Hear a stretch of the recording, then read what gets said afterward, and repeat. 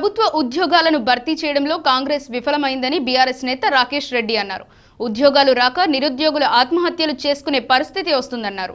ఎన్నికల హామీల్లో భాగంగా ఇచ్చిన ఉద్యోగాలను భర్తీ చేయాలని డిమాండ్ చేశారు. ఖమ్మం నిరుద్యోగి ఆత్మహత్య యత్నం చేసుకుని చికిత్స పొందుతున్న బాధితుడిని ఆయన పరామర్శించారు. అనంతరం బీఆర్ఎస్ పార్టీ కార్యాలయంలో రాకేష్ రెడ్డి మీడియాతో మాట్లాడారు. కేవలము తన ఒక్కడి ఆవేదన కాదు, ఈ రాష్ట్రంలో ఉన్నటువంటి లక్షలాది మంది నిరుద్యోగుల గుండెల్లో ఉన్నటువంటి ఆవేదన. ఆ ఆవేదనను అద్భుతంగా ఆ సూసైడ్ నోటు ఆవిష్కరించింది. నిజంగా చాలా బాధాకరం.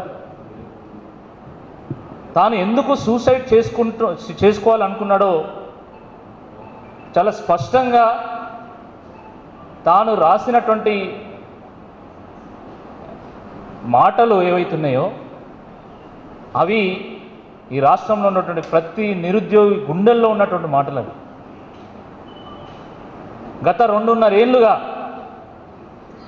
ఈ నిరుద్యోగులతోని నాకు ఒక అవినాభావ సంబంధం ఏర్పడ్డది. కొన్ని వందల వేల మందిని నేను కలిసి ఉంటా. ఎవరిని గదిలిచ్చినా కూడా అదే మాట చెప్తున్నాను. 3 ఏళ్ల నుండి మేము జాబ్ క్యాలెండర్ కోసం ఎదురు చూస్తున్నాము. ఆ జాబ్ క్యాలెండర్ ఎప్పుడు వస్తుందో తెలియదు, అది వస్తుందో లేదో తెలియదు.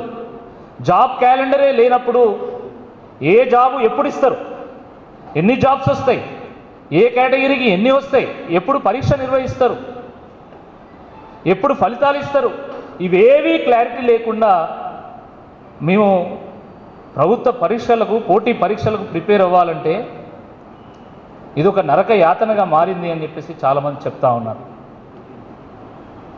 గడ్డం వేణుగౌడ్ కూడా తన సూసైడ్ నెట్లో అదే విషయం చెప్పాడు.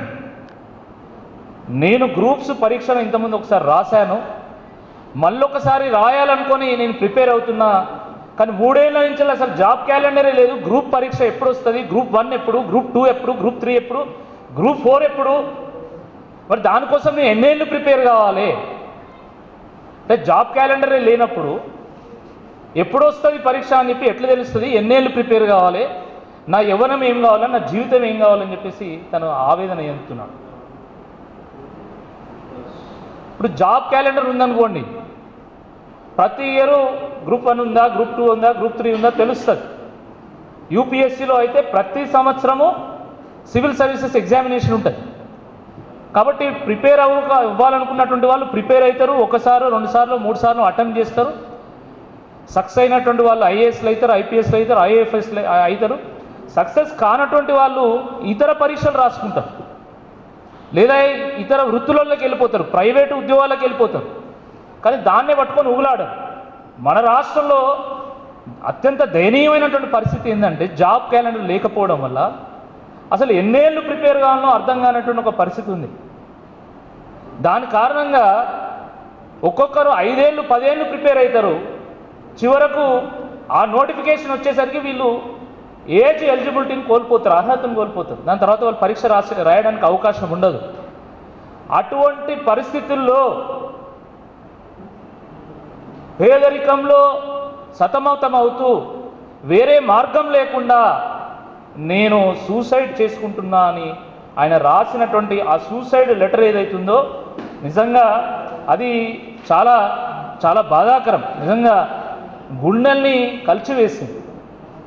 వాస్తవానికి ఆయన 3 పేజీల సూసైడ్ లెటర్ రాసిండు. 3 పేజీలు రాస్తే 2 పేజీలు ఉన్నాయి, ఇంకో పేజీ పోలీసులు గుంజుకున్నారు. ఎంత దిక్కుమాలినటువంటి వ్యవస్థ అండి ఇది, అర్థం కాదు. కనీసం ఒక నిరుద్యోగి తన ఆవేదనను ఆవిష్కరిస్తూ ఒక సూసైడ్ లెటర్ రాస్తే దాన్ని కూడా ఏదో బయటికి రాకుండా చేయడం ఎంతవరకు కరెక్ట్? ఇది ఎందుకు మీకు ఇంత భయం? నిజంగా మీలో నిజాయితీ ఉంటే, మీలో చిత్తశుద్ధి ఉంటే తను రాసుకున్నటువంటి సూసైడ్ లెటర్ను మీరు బయటికి రాకుండా, బయటికి పొక్కకుండా మీరు ఎందుకు ఈ రకమైనటువంటి ప్రయత్నం చేస్తున్నారు? ఇంకా దుర్మార్గం ఏంటంటే తాను ఇంతకుముందు పరీక్ష రాసిండు, పరీక్ష ప్రిపేర్ అవుతున్నాడు. ఆ ఊర్లో ఉన్నటువంటి వాళ్ళందరూ కూడా తెలిసింది. ఎంతో ప్రతిభ కలిగినటువంటి ఒక విద్యార్థి, ఒక జాబ్ యాస్పిరెంట్ తాను సూసైడ్ లెటర్ రాస్తే జాబ్ రావట్లేదని ఆవేదనతో ఆత్మహత్య ప్రయత్నం చేస్తే ప్రేమ వ్యవహారం వల్ల ఆయన ఆత్మహత్య ప్రయత్నం చేసిందని దాన్ని వక్రీకరించి దాన్ని తప్పుదోవ పట్టించేటువంటి ఒక ప్రయత్నం